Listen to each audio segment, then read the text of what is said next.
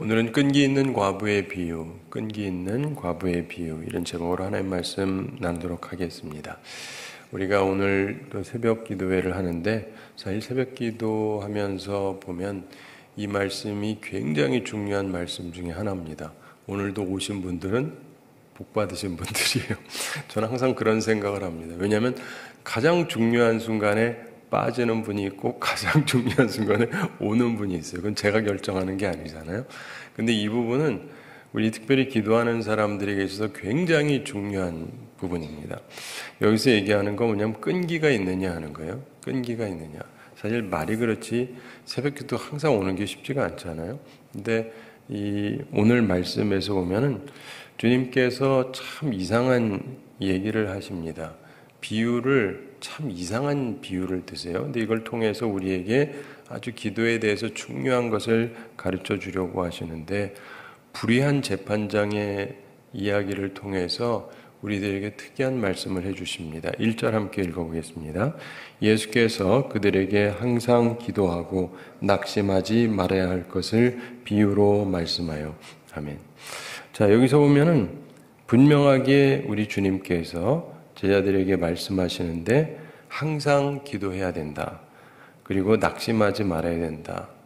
이것을 비유로 말씀하셨다. 이렇게 설명하고 있습니다. 그러니까 이 비유의 이유가 명확하게 설명이 되어 있어요. 어떤 데는 명확하게 설명이 안 된 부분이 있지만은 여기는 명확하게 설명되어 있으니까 다르게 이상하게 해석할 하등의 이유가 없습니다. 이것은 분명히 기도하라는 비유고 그리고 기도하다가 낙심하지 말아야 된다. 이런 얘기입니다. 우리가 살아가면서 항상 기도해야 되는데 말이 그렇지 항상 기도하는 게 쉽지가 않습니다. 우리가 잘 아는 성경 말씀 중에 항상 기뻐하라, 쉬지 말고 기도하라, 범사에 감사하라. 이게 우리를 향하신 하나님의 뜻이라는 걸 알지만 쉬지 않고 기도한다는 게 결코 쉽지가 않습니다. 쉬지 말아라. 쉬지 말아라. 근데 이게 결코 쉽지가 않습니다. 우리가 뭔가를 꾸준하게 계속한다는 건 쉽지가 않습니다. 내 평생에 주일을 빼먹은 적이 없습니다. 수요일을 빼먹은 적이 없습니다. 새벽 기도를 빼먹은 적이 없습니다. 이게 하나하나 말이 갈 때마다 쉽지 않습니다. 주일 안 빼먹는 거는 그래도 쉬운데 수요일도 안 빼먹었다 하는 사람은 극히 많지가 않고 새벽 기도도 안 빼먹었다 하는 사람은 더더욱 적어요. 어쩔 수가 없습니다. 그냥 열거하기는 굉장히 간단해 보이지만 이게 간단한 얘기가 아닙니다. 나 항상 하나님 앞에 적어도 일주일에 한 번은 주님 앞에 나오고 또 일주일에 한 번뿐 아니라 한 번 정도 중간에 와서 주의 말씀 받고 기도하고 항상 그렇게 살아왔고 더 나아가서 매일 그랬다. 이게 말은 간단한 것 같은데 이게 그렇게 간단하고 쉬운 일이 절대로 아닙니다.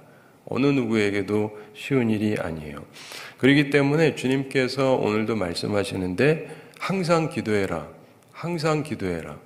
그 말은 쉬운데 쉽지가 않습니다. 어떤 때는 기도하고 싶을 때가 있죠. 그래서 막 기도도 오래 하고 싶기도 하고 한참 하고 싶기도 하고 그러기도 하는데 그게 또 항상 그렇지는 않거든요. 사람의 무드라는 게 기분이라는 게 그래서 그런데 항상 기도해라. 그리고 낙심하지 말아라. 이렇게 주님께서 말씀하십니다.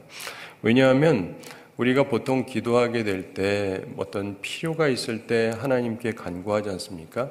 그래서 하나님께서 응답해 주시면 좋은데 어떤 경우는 기도해도 별로 이게 효험이 없는 것 같은 때가 있습니다. 하나님이 응답을 안 해주세요. 뭐 자녀 문제일 수도 있고 경제 문제일 수도 있고 여러 가지 문제 있을 수 있는데 그런 걸 놓고 주님 앞에 기도하는데 계속 기도하는데 해결이 안 돼요. 그러면 생기는 게 낙심입니다. 기도해봤자 소용이 없는가. 우리가 신앙생활하면서 보면은 초기 신앙생활할 때는 주님께서 참 잘 들어주신다라고 제가 항상 느껴요. 그래서 교회 다닌 지 얼마 안 다니신 분들 이런 분들이 열심히 기도하는 게 좋고 교회를 오래 다니긴 했지만 기도 잘 안 하던 분들은 좀 열심히 기도하시면요 응답을 하나님이 참 잘해 주십니다. 그런데 이게 어느 수준에 올라가기 시작을 하면 하나님께서 막 응답해 주시지를 않아요. 그러면서 어떤 경우는 오래 기도해도 하나님께서 꿈쩍을 안 하시는 것 같을 때가 있습니다. 그러면 이제 낙심이 되죠. 사람이 웬만한 시험이 들면 다 기도하면서 극복이 되는데 제일 힘든 시험 중에 하나가 기도하다가 시험이 되는 거예요. 기도하다가 시험 들어보셨는지 모르겠는데 기도하다 시험 들면 진짜 해결책이 별로 없습니다. 웬만하면 기도해서 다 뚫고 나갈 수 있는데 기도해봤자 소용없다라고 내 마음속에 확신이 들어오기 시작을 하면 그 다음엔 뭘 하죠? 할 게 없는 거예요. 그래서 생각보다 우리 신앙의 삶에 있어서 기도 생활하다가 낭망하는 사람들이 자주 있어요. 자주 있습니다. 단지 이제 자기 스스로가 얼마나 믿음 생활 열심히 했느냐 하는 건데 청년 중에서도 있고 젊은 학생 중에도 있고 자기 나름대로 진짜 열심히 해본 사람은 이게 무슨 소린지를 압니다. 그리고 신앙생활 오래 하신 분들도 그렇고 하다가 보면은 항상 기도하는데 낙심할 만한 때가 있습니다. 낙심할 일이 없다라고 주님은 말씀하지 않았습니다. 낙심할 만한 일이 생겨요. 예수님의 제자들도 예수님을 따라다니다가 예수님이 나중에 잡히지 않습니까? 그때 그들의 마음이 낙심이 될 수밖에 없잖아요. 그런 것처럼 우리들의 인생을 살면서 보면은 주님을 잘 섬기고 계속 기도하고 최선을 다하다가도 하면서 한심해질 때가 있어요. 마음이 무너질 때가 있습니다. 근데 주님께서 그러면 안 된다 이 얘기를 하시세요. 그러면 안 된다. 절대로 낙심하지 말아라. 이게 주님께서 이 비유를 주시는 이유입니다. 이제 예수님께서 십자가에 달려 돌아가시려고 가는 길이거든요. 굉장히 절망스럽고 낙심스러운 일이 앞에 있단 말이죠. 근데 낙심하면 안 된다는 것을 꾸준하게 가르쳐 주시는 거예요. 우리의 신앙의 삶에 편한 일만 있지 않습니다. 어제도 그 노회에서 몇몇 분들하고 이제 규칙부들이 모여서 저희 임원이라서 얘기를 하다가 나라 얘기를 살짝 하면서 참 우리는 못 겪어본 일들을 끊임없이 겪는다. 참 이런 일도 또 있구나 하면서 하여간 이런 일들을 겪게 되는데 인생을 오래 살았든 짧게 살았든 하여간 참 희한한 일들이 많다. 그거를 뭐라고 평가하든 간에 하여간 우리가 예측 못하는 이상한 일들이 참 많이 발생한다. 이런 생각을 하게 되는데 그렇기 때문에 우리 개인적인 삶 속에서 보면은요, 내가 어쨌든 잘했든 못했든 상황이 이렇든 저렇든 하다가 보면 어느 날 이게 기도하기도 힘들어지고 낙심도 되고 그런 때도 와요. 그렇지만 낙심하면 안 된다. 이 결론을 이해하면서 생각해야 됩니다. 기도가 과연 효력이 있을까? 탄원이 관철될 수 있을까? 내가 계속 기도한들 효력이 있을까? 내가 이 기도 제목을 놓고 1년을 기도했는데 2년을 기도했는데 3년을 기도했는데 5년을 기도했는데 10년을 기도했는데 15년을 기도했는데 20년을 기도했는데 아직도 안 되는데 이 기도할 필요가 있는가? 남의 얘기로 생각하면 별거 아니에요. 뭐 1년이나 20년이나. 그러나 열심히 기도해 보십시오. 진짜 내가 정말 매일매일 열심히 기도하고 금식하면서 기도하고 철야하면서 기도하고 축원하고 기도하고 이 정도 하면 됐겠지, 이 정도 쌓였으면 됐겠지 하는데 안 풀리면 어떻게 해요? 계속 해요? 말아요? 이게 참 쉽지 않다니까요. 그쯤 되면 대부분의 사람들이 낭망해서 그냥 그만두고 싶을 때가 있는데 주님은 낭망하지 말아라 라고 말씀하시면서 비유로 말씀합니다. 이제 비유를 살펴보겠는데 2절 함께 읽어보겠습니다. 이르시되 어떤 도시에 하나님을 두려워하지 않고 사람을 무시하는 한 재판장이 있는데, 참 예수님께서 특이한 얘기를 하십니다. 어떤 도시에 하나님을 두려워하지 않고 사람을 무시하는 한 재판장이 있다. 참 특이한 전제를 말씀하시는 것입니다. 이 재판장은 하나님을 거역하고 사람을 무시하는 특별히 나쁜 재판장이다, 이런 얘기입니다. 재판장 얘기하려면 의로운 사람 얘기해야 되는데 예수님이 이 비유로 아주 나쁜 재판장을 비유로 들고 계십니다. 자, 재판장이라면 가져야 될 의의 자세, 긍휼의 자세, 하나도 없는 소위 최악의 재판장이 하나 있다. 이렇게 주님께서 전제로 이 이야기를 시작하십니다. 결국 이 사람은 어떤 사람이냐? 자기밖에 모르는 이기주의자다 이겁니다. 그런 사람은 재판장하면 안 되죠. 근데 어쨌든 재판장이 됐고 자기밖에 모르는 이기주의자입니다. 이 사람은 정의도 없고 사랑도 없고 뭐 그런 거에 대한 관심 자체가 없습니다. 정의롭다, 사랑이다 이런 거에 대한 조금도 눈꼽만큼의 관심도 없는 사람이 있다라고 예수님이 얘기를 하시는 거예요. 흔한 일은 아니죠. 3절 함께 읽어보겠습니다. 그 도시에 한 과부가 있어 자주 그에게 가서 내 원수에 대한 나의 원한을 풀어주소서 하되. 아멘. 그 도시에 한 과부가 있어. 자, 이 말씀을 쓴 누가, 이 누가복음은 누가가 썼지 않습니까? 이 누가는 힘없는 사람들에 대한 관심이 많다라고 성서학자들이 봅니다. 예수님의 지금 예도 그러한 거죠. 지금 예를 드는데 한 과부가 있다. 남편이 없어요. 그리고 어떤 절대적인 자기를 지켜주고 의지해 줄 만한 사람이 없다 이 말인데 이 사람이 자주 그에게 가서 내 원수에 대한 나의 원한을 풀어주소서 하되. 자, 이 과부가 부당한 처사를 당했습니다. 과부로서 얼마 안 되는 소유를 강탈당했거나 권리를 박탈당했을 수 있겠죠. 하여간 어떤 긴박한 요청이 있어서 요청을 했습니다. 그것도 자주 요청을 합니다. 왜 그렇습니까? 들어주지 않으니까. 들어주면 자주 얘기할 필요가 없잖아요. 근데 얘기해도 소용이 없어요. 또 오고 그래도 계속해서 요청을 합니다. 제가 언젠가 말씀드렸는데 지금도 이런 걸 생각하면 제가 어렸을 때 생각이 나요. 저희 교회 어떤 권사님이 한 분 계셨는데 이분은 새벽 기도를 빠지지 않는 분이에요. 공부는 못하셨어요. 초등학교도 졸업을 못했는데 하여간 기도의 사람입니다. 얼마나 기도를 세게 많이 하는 분인지 모르는데 이분이 맨날 저만 보면 와가지고 저한테 간청을 하는 거예요.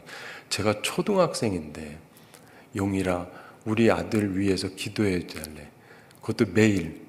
아니 초등학생 와서 내가 목사도 아니고 목사 아들인데 뭔 나한테 기도를 해달래요. 그러면서 너 나중에 훌륭한 목사님 될 거니까 내 아들 위해서 기도해달래. 매일 해달래요. 그러면서 나도 너 위해서 매일 해주니까 너도 내 아들 위해서 매일 해달래. 내 이름도 뭔지 기억한다니까 지금도 떠오르는데. 근데 맨날 그러시는 거야.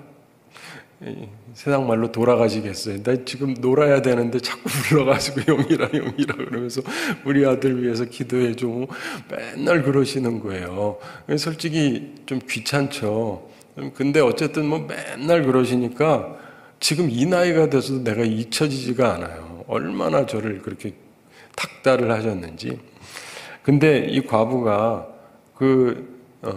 재판관한테 자주 가서 내 원수에 대한 내 원한을 풀어달라 계속 그러는 거예요. 이 사람이 힘이 있는 건 아니겠죠? 힘도 없고 아무것도 없는 사람인데 근데 어쨌든 자기 사정이 너무나 마음에 맺힌 거니까 이거 좀 풀어달라고 계속 가서 얘기했다. 이게 예수님 말씀이에요. 예수님이 이렇게 설명합니다. 자, 근데 보시면 의로운 사람이라면 그리고 긍휼함이 있는 사람이라면 이런 힘없는 여성의 말을 들어주겠지만 이 사람은 의로운 사람도 아니고 사랑도 없는 사람이에요. 그러니까 이 과부 일에 대해서 조금도 관심이 없어요. 네. 아예 관심이 없어요. 이 둘은 절대로 같이 뭐가 될 일이 없는 거예요. 그럼에도 불구하고 이 여인은 포기하지 않고 이 재판장한테 계속 와가지고 자기 문제 해결해 달라고 간청을 했다. 이게 예수님 말씀입니다. 4절 함께 읽어보겠습니다. 그가 얼마 동안 듣지 아니하다가 후에 속으로 생각하되 내가 하나님을 두려워하지 않고 사람을 무시하나. 아멘. 그가 얼마 동안 듣지 아니하다가 동정심이 없는 사람입니다. 그래서 계속 무시했어요. 아마도 단호히 거절했을지도 모르겠습니다. 그러면 과부가 실망해서 돌아갔을 것입니다. 그래도 계속 거듭거듭 탄원을 했습니다. 그래도 결과는 마찬가지입니다. 이 재판관은 사랑이 없습니다. 의의 관념도 없고 사람을 무시하는 사람입니다. 그래서 얼마 동안 듣지 않습니다. 무슨 수를 써도 소용이 없어요. 그런데 후에 속으로 생각하되 나중에 가서 혼자 속으로 생각을 하게 됐다. 예수님의 설명입니다. 새로운 생각이 들었다는 거예요. 이런 걸 생각의 전환이라고 얘기합니다. 절대로 안 움직이는 이 남자가 생각의 전환이 왔어요.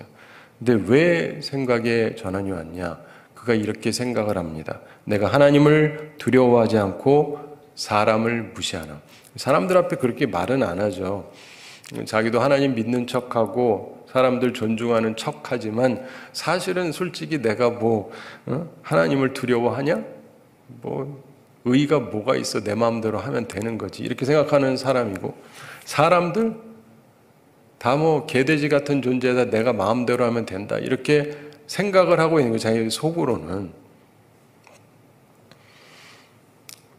재미있는 건 스스로가 자기를 잘 알고 있습니다. 자기는 정의도 사랑도 관심이 없는 사람이에요. 나는 영 안 괜찮은 사람이라는 걸 자기도 인정을 하고 있습니다.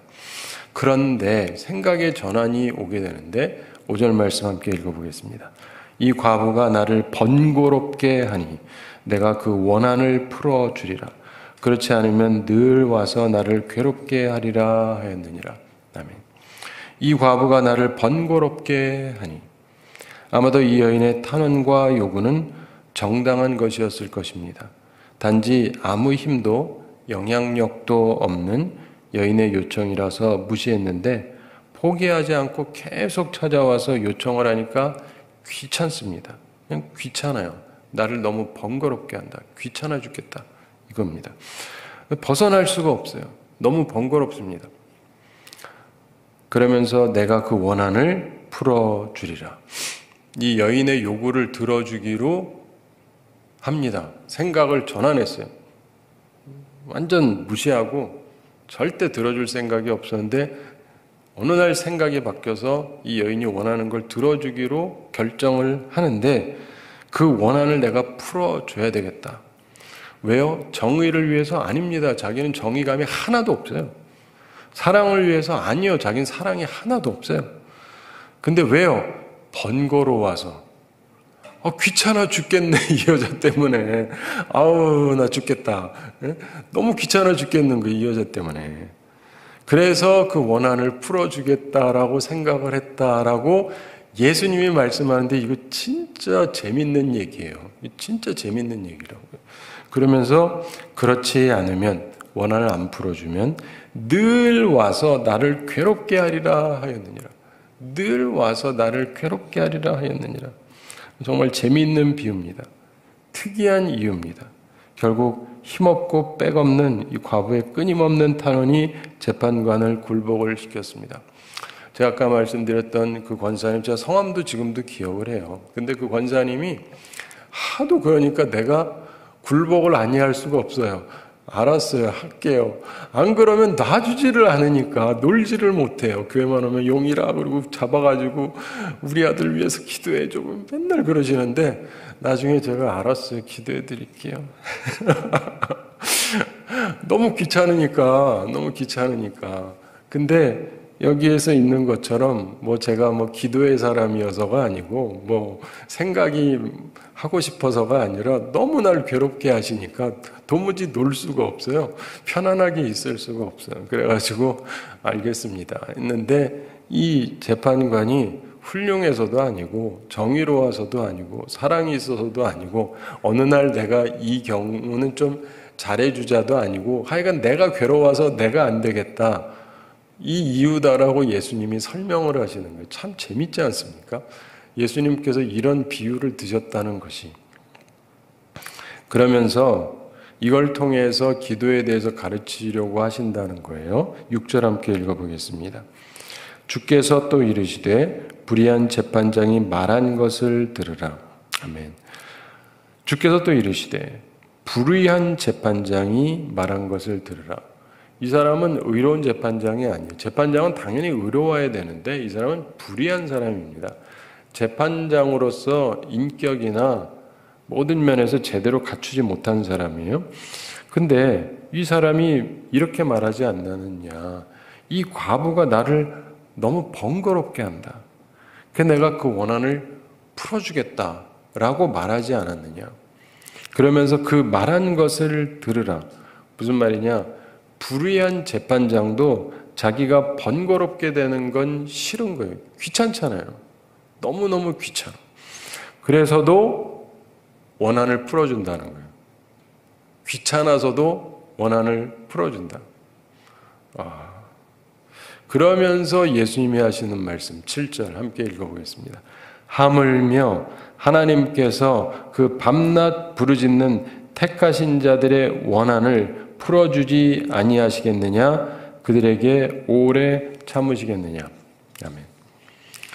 자, 예수님의 말씀입니다. 하물며 하나님께서 이제 비교해서 설명을 합니다. 하나님은 불의한 재판장이 아닙니다. 하나님은 의로운 재판장이십니다. 게다가 하나님은 냉혹한 분이 아니고 사랑의 하나님이시잖아요. 근데 하물며 그 하나님께서 그 밤낮 부르짖는 택한 자들의 원한을, 특별히 하나님께서 택한 자들이다. 이들이 밤낮으로 아침이고 저녁이고 주께 부르짖고 있는 그 원한을 풀어주지 아니하시겠느냐. 원한을 풀어주실 것이다. 예수님은 이걸 믿으라는 것입니다. 그들에게 오래 참으시겠느냐. 정말 밤낮 부르짖는 원한이 있다면 하나님께서 속히 응답하실 것이다. 이렇게 주님께서 말씀을 하십니다. 자, 사랑하는 성도 여러분, 이 부분에서 보면은요, 한번 잘 생각해 볼 필요가 있습니다. 예수님이 그냥 아무 기도나 잘 들어준다고 한 게 아니라 하나님 앞에 밤과 낮으로 부르짖는 택한 자의 원한. 제가 어려서부터 교회에서는 항상 믿음 생활해서 잘 알거든요. 그래서 주회전에 자주 오고 기도하고 그랬습니다. 중고등학교 때도 수요일이면 예배들은 잘 참여했지만 그거 말고도 학교 갔다가 오면서 항상 교회를 잘 들렀어요. 교회 들려서 좀 기도하고 가고 그랬는데 제가 그래봐서 압니다. 교회 와서 기도하는 사람 한 명도 없어요. 교회 와서 기도하는 사람 한 명도 없어요. 이렇게 새벽 기도회 때 나오지. 평상시에 와서 기도하는 사람은 거의 없습니다. 그냥 와서 잠깐 기도하고 가도 되잖아요. 이 근처에 사는 분들도 꽤 많이 되시고, 그럼 평상시에 와서 기도하고 가도 되는데 별로 없어요. 별로 없어요. 어쩌다가 오실 수도 있는데 거의 없습니다. 제가 어려서부터 보고 또 목사로서 지내면서 봐서 아는데 교회 와서도 보고 그러면 평상시에 자기가 교회 찾아와가지고 기도하고 가고 하는 분은 100에 한 명도 거의 없습니다. 진짜 없어요. 기도원은 가고 그래요. 난 기도의 사람이다 이러고 그러긴 하는데 그런 거 말고 진짜 그냥 주님 앞에 밤낮으로 오고 주님 앞에 기도하고 그냥 기도하는 게 몸에 배 있는 사람은 100에 한 명도 찾기가 어려워요. 1000에 한 명도 찾기가 어려워요. 거의 없어요. 진짜 거의 없습니다. 그렇기 때문에 저는 주님의 말씀이 진실하다고 믿습니다. 밤낮으로 부르짖는 사람 자체가 없어요. 죄송합니다. 밤낮으로 부르짖는 사람 자체가 없어요. 자기 딴엔 많이 한 거죠. 자기 딴에. 왜냐하면 보통 사람들은 주일날 한 번 오는데 나는 딴 때도 왔고 평상시도 좀 했고 그러니까 나는 많이 했다라고 생각하는데 그건 상대적인 얘기지. 예수님이 말씀하신 그 기준으로 보면 예수님은 뭐라 그래요? 아침이고 저녁이고 끊임없이 부르짖고 있는가? 제가 목사지만은 그런 사람 거의 없어요. 죽게 생겼대요. 사업 망하게 생겼대요. 애들 때문에 큰일 났대. 근데도 기도하는데 안 와요. 안 와요. 문제는 있다 그러는데 대부분 안 옵니다. 오지도 않아요. 근데 그 이외까지 해가지고 밤낮으로 하면서 주님께 부르짖고 하는 사람 자체가 거의 없어요. 근데 이들은 기도도 별로 열심히 하지도 않으면서 하나님은 안 들어준대. 근데 제가 이 얘기하는 거는 성도들을 폄하하려는 게 아니에요. 주님의 말씀을 그대로 제가 생각을 해보는 거예요. 주님이 말씀하신 것하고 우리들의 삶의 현실하고 이렇게 매칭을 해보면 너무 갭이 커요. 갭이 커요. 우리들은 다 기도 많이 한다 그러는데 주님 모시는 그 절대적인 얘기하고 현실하고 갖다 붙여보면 너무 차이가 심해요. 그리고 사람들은 자기가 기도의 사람이라고 생각하고 기도 많이 한다 그러는데 그건 자기 입장이고 주님이 말씀하신 이 말씀 그대로 우리들이 보게 되느냐? 별로 없어요. 하나님 앞에 와서 아침에도 부르짖고 저녁에도 부르짖고 그러면서 계속해서 오늘도 부르짖고 내일도 부르짖고 일주일이고 한 달이고 1년이고 계속 그러는 사람이 있느냐? 없나니 거의 없다. 그렇습니다. 그러면서 응답이 안 된다고 하는 거죠. 정말 주님 앞에 그런 간절함이 있는가? 제가 아까 말씀드렸던 그 권사님 같은 경우만 해도 그분은 저희 아버님이 목사님인데 저를 보면서 얘는 목사가 될 사람이고 훌륭하게 될 거다라고 생각을 하고는 딱 집어가지고 기도해 달라는 거예요. 계속해서. 그러면서 지속적으로 얘기를 하는데 제가 자주 말씀드리지만 그때 이후로 그런 사람은 한 번도 본 적이 없어요. 끝이에요. 처음이자 마지막. 비슷한 사람도 없어요. 근데 이분이 교육받았기 때문이 아니에요. 진짜 기도의 사람이에요. 진짜 밤낮으로 기도하는 사람 중에 하나인데 사람 보는 눈도 있고 뭘 해야 되는지도 알고 그래요. 근데 인생을 살면서 보면 너무나 많은 사람들이 진짜 주님 앞에 간절히 기도하지 않습니다. 그리고 쉽게 낭망해요. 쉽게 낭망합니다. 자, 8절 함께 읽어보겠습니다. 내가 너희에게 이르노니 속히 그 원한을 풀어주시리라. 그러나 인자가 올 때에 세상에서 믿음을 보겠느냐 하시니라. 아멘. 이 부분도 굉장히 중요한 말씀입니다. 내가 너희에게 이르노니 속히 그 원한을 풀어주시리라. 불의한 재판관은 오래 끌 것이지만 하나님께서는 속히 그 원한을 풀어주실 것이다. 이렇게 말씀을 합니다. 일단 결정적인 시간이 오면 주님께서 신속하게 행동하실 것입니다. 사랑하시기 때문에 의로우시기 때문에 그렇게 하실 것이다. 이게 주님의 말씀입니다. 주님께서 이렇게 말씀하시는데 그리고 나서 뒷붙이시는 말씀이 굉장히 중요합니다. 그러나 인자가 올 때 세상에서 믿음을 보겠느냐 이 말씀이에요. 주님은 그렇게 말씀하셨으나 그러나 주님께서 오실 때 세상에서 믿음을 보겠느냐? 사람들이 그런 믿음으로 살고 있겠느냐? 아닐 것이다. 주님 말씀 그대로예요. 사람들이 기도하죠. 기도회도 하고 뭐 열심히 한다 그러기도 하고 그런데 정말 믿음이 있느냐? 정말 믿음이 있느냐? 아무리 안 돼도 그래도 나는 믿음이 있으면요 그냥 계속 하게 돼 있어요. 10년이고 20년이고 안 됐어도 해야죠. 믿음이 있으면. 아브라함이 뭐 자식을 낳을 때 75세 하나님께서 부르셨잖아요. 그리고는 85세가 될 동안도 없었지 않습니까? 그리고 그 다음에 10년 후에나 생기긴 했지만 그 다음에도 그래서 그냥 끝났는 줄 알았는데 하나님께서 그가 100세 때 아들을 낳게 하신다고 하시는데 그때 그가 믿잖아요. 믿는다고요. 믿음이라는 거는 그런 거예요.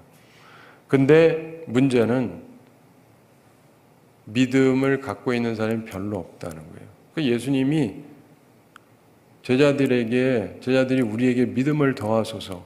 그러니까 주님이 뭐만 있어도 겨자씨만한 믿음만 있어도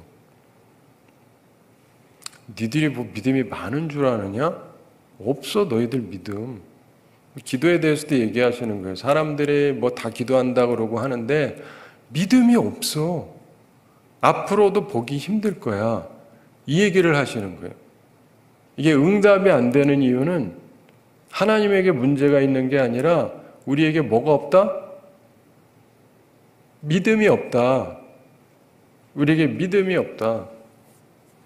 얼마 전에도 한번 말씀드렸던 것처럼 엘리야가 하나님 앞에 기도할 때 그가 기도하던 자세, 예전에 보면 우리가 부흥사 목사님들이 그 엘리야의 기도를 많이 얘기를 했거든요. 그래가지고 그 사람이 무릎 사이에 뭐 고개를 어쩌고 이렇게 포지셔닝을 하려면 한번 해보시라고 그게 되나 뭐 힘들어요.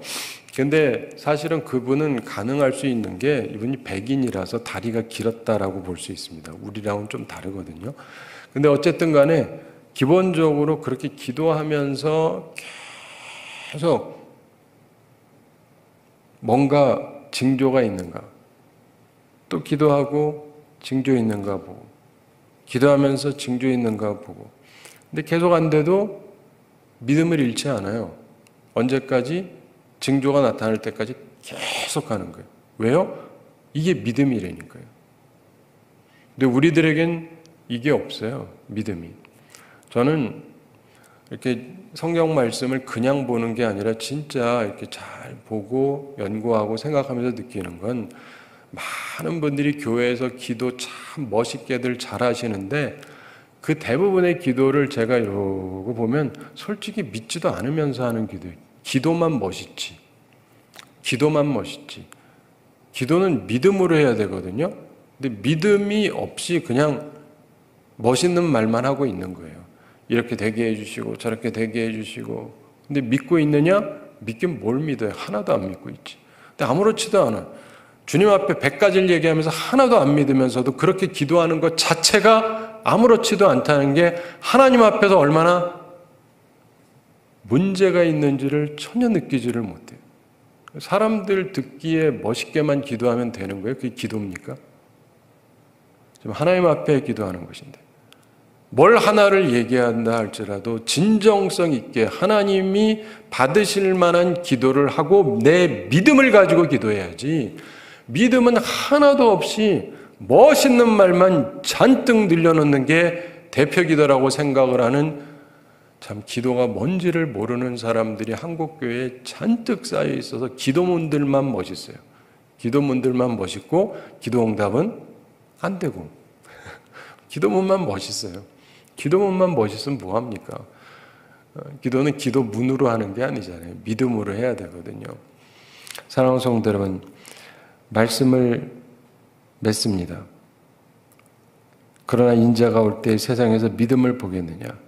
저는 이 말씀을 항상 생각을 해요. 주님, 이때까지도 응답을 안 해주셨는데요. 그래, 근데 인자가 올 때 세상에서 믿음을 보겠느냐? 네. 계속 믿음을 지키고 있어야죠. 네. 오래 참는 믿음, 이게 나한테 있는가? 굉장히 중요한 부분입니다. 모든 믿음의 사람들은 그게 있었어요. 주님께서 금방 해결 안 해주셔도 흔들림이 없었어요. 수십 년 동안 안 들어주셔도 흔들림이 없었습니다. 계속해서 믿음을 유지했어요. 근데 주님께서 오실 때 세상에서 믿음을 보겠느냐? 오늘날 많은 사람들이 가지고 있는 모습, 이걸 보면서 우리는 우리 스스로의 모습을 점검해보고 우리가 얼마나 부족한가를 깨달을 필요가 있습니다. 사람은 내가 얼마나 부족한지를 깨달을 때 비로소 거기에서부터 시작이 되는 거예요. 내가 얼마나 주님이 원하시는 그 관점에서 바닥으로 내려와 있는가. 다른 사람하고 비교하면 그래도 꽤 대단하죠. 그렇지만 그거는 도토리 키재기고, 주님이 말씀하신 데에서 생각을 해보면 과연 나는 믿음의 사람인가? 믿음이 있는가? 믿음이 있는 건 고사하고 겨자씨만한 믿음 하나도 없는 사람. 주님, 저를 불쌍히 여겨주십시오. 그리고 계속 주의 말씀을 가까이 해야 돼요. 그리고 주의 말씀으로 믿음을 키우고 믿음이 자라도록 하고, 그리고 계속해서 믿음으로 승리하려고 노력을 해야 되는 것입니다. 사랑하는 성도 여러분, 믿음의 삶이라는 것은요, 마라톤입니다. 저희 아버님이 항상 하시던 말씀인데, 목회는 마라톤이다. 단거리가 아니다. 100m 달리기가 아니다. 당장에 뛰어서 뭐 잘 뛰는 게 문제가 아니라 끝까지 달려야 되는 거다. 저도 항상 그 생각을 하면서 지금까지도 왔지만, 평생 주님 앞에서 달려가야 될 일이거든요. 평생을 가야 돼요.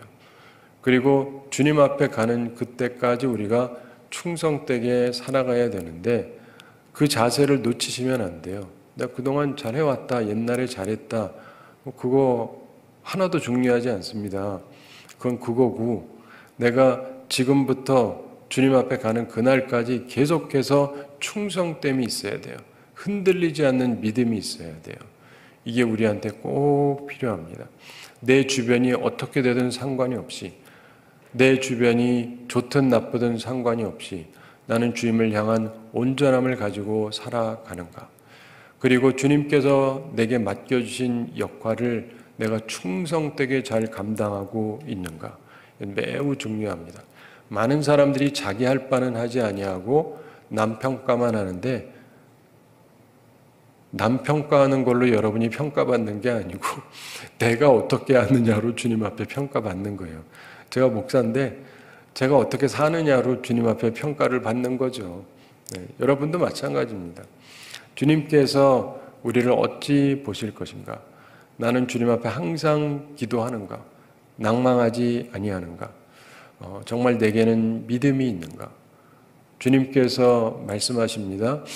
정 하나님이 의롭다고 못 믿겠으면, 정 하나님이 사랑이 아니라고 생각한다면 여전히 불의한 재판관이라도 생각을 해봐라. 불의한 재판관도 정말 밤낮으로 와가지고 계속 그러면 귀찮아서도 들어준다. 너희들이 하나님이 귀찮아서라도 들어줄 만큼 기도를 하느냐? 아니지 않느냐? 이 얘기예요. 하나님이 보시기에도 아우 귀찮아 죽겠어, 얘 때문에 해결해주고 말아야지 라는 생각이 조금도 안 된다는 거죠. 뭐 밤낮 부르짖기는 그냥 몇 마디 해봤을 뿐이죠. 그러지 말고 하나님 앞에서 온전한 자세로 간구하라는 거예요. 간구하셔야 돼요. 간구하셔야 돼요. 그리고 예수님의 이름으로 기도하면 너희들의 기쁨이 충만할 거라고 주님께서 말씀하셨잖아요. 여러분의 기쁨이 충만하셔야 돼요. 기도하면서 응답받고 기쁨이 충만하고, 이게 신앙의 삶입니다. 이게 우리 가운데 있어야 돼요. 이게 없으면 안 됩니다. 우리 장로교야말로 복을 받아야 된다고 칼빈이 명확하게 얘기했어요. 오늘날에 보면은 정말 무식한 분들이 유식한 척하는 이상한 시대를 살아가고 있어요. 하나님의 말씀은 우리가 복되게 살라고 분명하게 말씀하고 있습니다. 그래서 가르쳐 주는데 그 말씀대로 살지 아니하고 복되게 살지 아니하고 그게 믿음 생활이라고요. 천만의 말씀. 하나님께서는 우리를 창조하시고 이 세상에 복을 주시는 분이세요.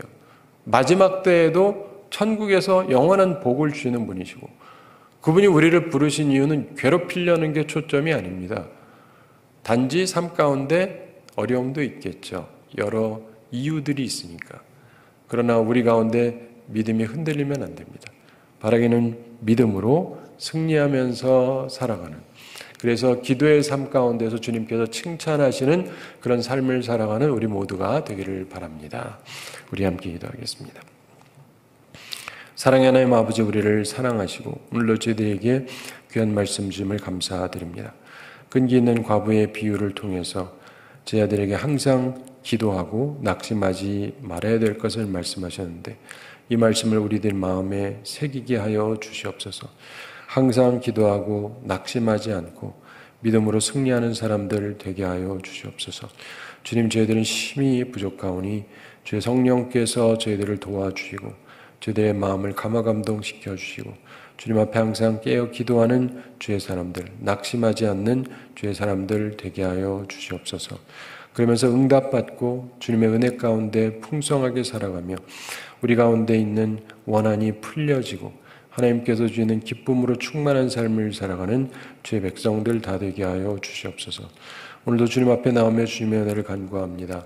주여, 우리 모든 성도들 영육간에 강건케 해주시고 일용할 양식 공급해 주시고 시험에 들지 않고 악과 싸워 이기는 주의 용사들이 다 되게 하여 주시옵소서. 항상 선하신 하나님을 우리들이 붙잡고 주님과 동행하면서 하나님의 선하심과 인자하심을 항상 오늘도 맛보며 살아갈 수 있게 하여 주시옵소서. 감사드리며 예수님의 이름으로 기도드리옵나이다. 아멘.